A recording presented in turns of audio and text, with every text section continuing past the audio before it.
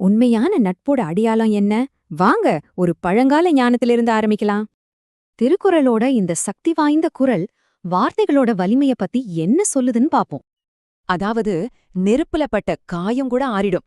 ஆனா சொல்லால சுட்ட வடு ஆறவே ஆறாது. சரி, இந்த விஷயத்த ரவின் அப்படின்னு ஒரு மாணவனோட கதை மூலமா இன்னும் நல்லா புரிஞ்சுக்கலாம்.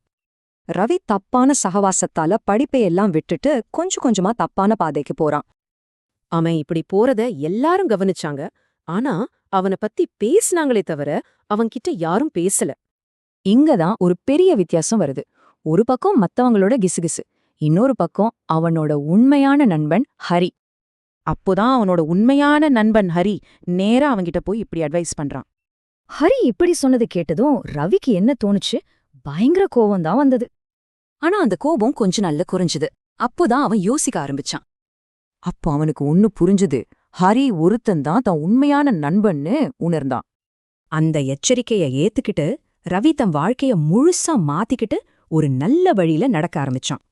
பாருங்க, ஹரியோட வார்த்தைகள் அப்போதைக்கு வலிச்சாலும் அது வடுவை உண்டாக்கல. அது ஒரு வழிகாட்டுதலா இருந்துச்சு. இதுதான் உண்மையான நட்போட அடையாளம்.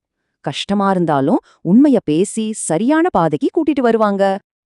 அப்போ சில வார்த்தைகள் ஏன் காயப்படுத்துது? சில வார்த்தைகள் மட்டும் ஏன் வடுவா மாறுது? இது ஒரு முக்கியமான கேள்வி இல்லையா?